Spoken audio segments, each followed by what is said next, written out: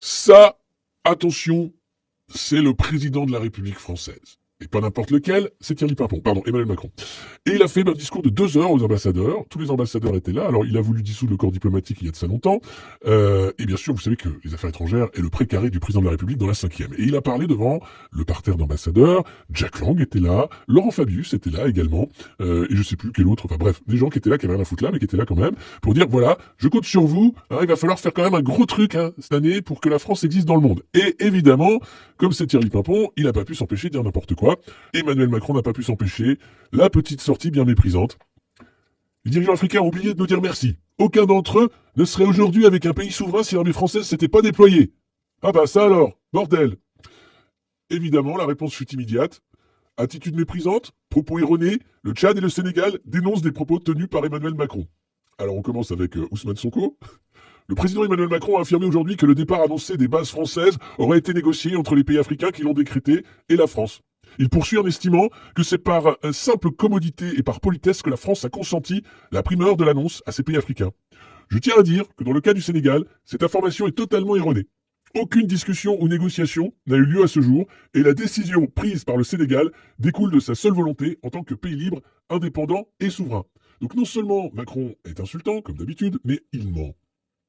Et ça, comment veux-tu être respecté par la suite si ton président est un menteur, manipulateur, qui raconte n'importe quoi et qui passe son temps à insulter la planète entière?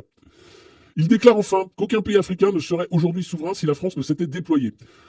Constatons que la France n'a ni la capacité ni la légitimité pour assurer à l'Afrique sa sécurité et sa souveraineté.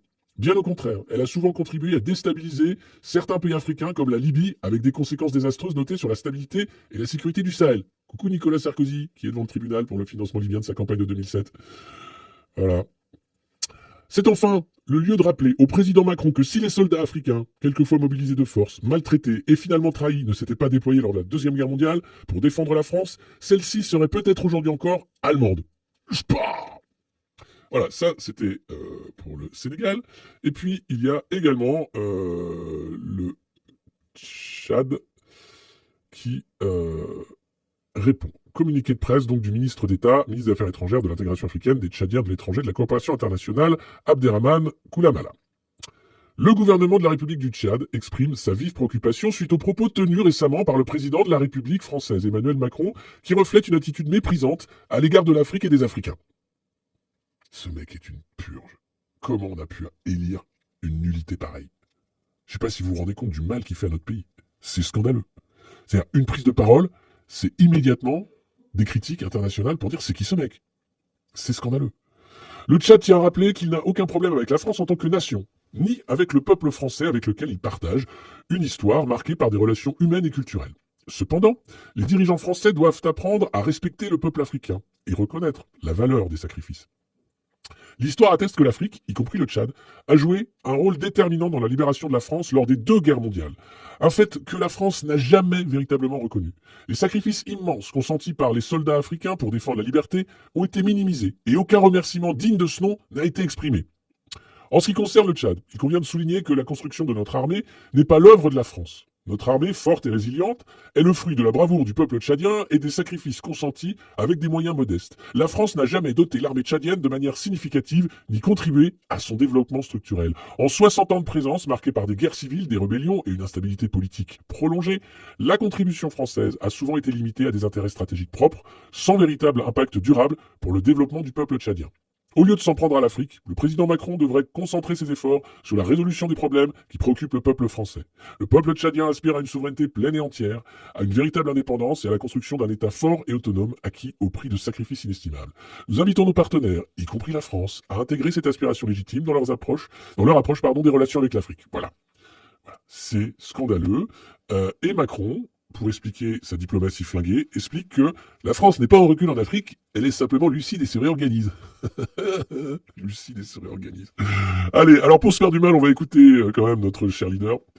Voilà. Les gens, regardant avec les lunettes d'hier, disent c'est terrible, l'Afrique, on est en train de disparaître. Non, on a choisi de bouger en Afrique. Ah, c'est un choix. Taisez-vous, c'est un choix. Alors enfin, il est monstrueux. C'est un monstre. On a choisi de bouger parce qu'il fallait bouger. Un, on a regardé notre relation passée, mémorielle, culturelle, On la factualise, on l'assume, on se dit la vérité. Ah, on se dit la vérité. Ah oui, non, on s'est pas fait têche comme des malpropres. Hein. On se dit la vérité, on a choisi de bouger, c'était stratégique. Bien sûr, mais bien sûr. Quel pipe. On ne cède rien à la désinformation de nos ingérences. Bien sûr. 2. Nous avions une relation sécuritaire. Elle était de deux natures, en vérité. Il y a une partie, c'était notre engagement contre le terrorisme, depuis 2013. On avait raison. On a toujours raison. Surtout Emmanuel Macron. Ça rime avec j'ai raison. Je crois qu'on a oublié de nous dire merci. C'est pas grave, ça viendra avec le temps. L'ingratitude, je suis bien passé pour le savoir, c'est une maladie non transmissible à l'homme. Ce mec est gravissime. On a oublié de nous dire merci. Ça viendra avec le temps, vous inquiétez pas. Il est président de la République. Tu dis pas des trucs pareils. Systématiquement, face aux dirigeants africains, il a été insultant et méprisant. Systématiquement. Et là, à Paris, devant les ambassadeurs, il en remet une couche. Il est en train de flinguer la diplomatie française, l'économie française, la politique française. Il a tout flingué. C'est impressionnant. C'est impressionnant. Et je le dis pour tous les gouvernants africains qui n'ont pas eu le courage vis-à-vis de leurs opinions publiques de le porter, aucun d'entre eux ne serait aujourd'hui avec un pays souverain si l'armée française ne s'était pas déployée dans cette région.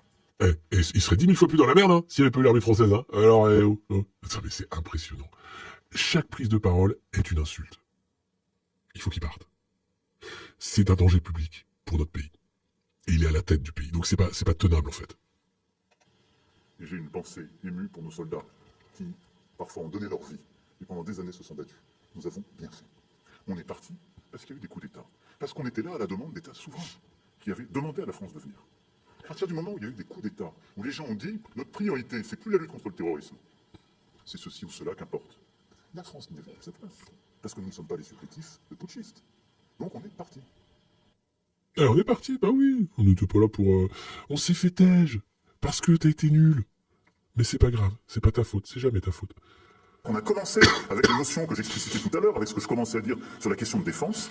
Il doit être radical sur la possibilité d'une prospérité européenne et française, sans naïveté. Et c'est d'ailleurs le seul moyen d'être respecté par les Américains, les Chinois et les grands émergents. Aussi longtemps que nous leur tiendrons un discours qui est le contraire de ce qu'ils font pour eux et chez eux, nous serons vus comme les grands naïfs de l'histoire. Et donc au fond des gens qui sont déjà en train de disparaître. J'aime bien, parce que les grands naïfs de l'histoire, c'est quand même Jean-Noël Barrot qui va en Syrie, voir des anciens djihadistes, toujours d'Al-Qaïda, et parler d'inclusivité. Hein. Ça, c'est pas être un grand naïf de l'histoire. Ça, c'est être pile où il faut pour la diplomatie française. Ils savent qu'on est déjà en train de vieillir, que nous ne produisons moins que l'énergie, que nous l'achetons plus cher. Et là, ils sont en train de se dire, et en plus de ça, ils sont gentils. C'est pas un métier d'être gentil. Nous avons proposé aux chefs d'État africains de réorganiser notre présence. Comme on est très poli, on leur a laissé la primauté de l'annonce. Ne vous trompez pas, c'est nous qui avons... Et parfois... On est très poli. Le mec vient d'insulter l'Afrique. Un continent énorme. Mais on est très poli. Oui, il a fallu pousser.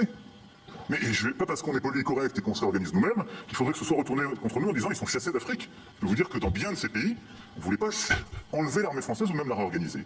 Mais on l'a assumé ensemble. C'est ça le partenariat. Et donc oui, nous sommes en train d'ouvrir un partenariat de sécurité et de défense nouveau. Nouveau, c'est nouveau. Oui, c'est nouveau. On repart à zéro, sur des bonnes bases. Comment ça, tu veux plus me parler? Oh, dis donc, mollo, toi. Hein, non mais, il se prend pour un caïd. Il se fait jeter de partout. C'est notre pays quand même. Oh. On aura des bases stratégiques. Djibouti en fait partie, c'est pourquoi elle est d'une toute autre nature. Je l'ai évoqué devant nos militaires, elle sera pérenne, stable, parce qu'elle est régionale. Et on va demander à nos partenaires de savoir exprimer leurs besoins en termes de défense. Ah, quels sont vos besoins en termes de défense? Plus de défense? formation, plus d'équipement, plus de renseignements, plus de contrats aussi dans la durée de défense. On va qualifier la menace avec eux. Et on va aussi inventer une nouvelle relation. Comment? Alors c'est mal barré, hein. Visiblement. Inventer une nouvelle relation en commençant par insulter tout le monde, ça s'appelle couper les ponts. Hein. En langage diplomatique, ça s'appelle couper les ponts. Hein. J'ai pas d'autres mots. Hein. Lui, il appelle ça inventer une nouvelle relation. On l'a fait ces dernières années avec le Bénin. Relation inédite, comme on va le faire avec le Nigeria, où on a commencé un dialogue stratégique qui n'existait pas jusqu'alors, ce qui était une aberration. Il est grave. Voilà, c'est notre président, déconnez pas. Hein.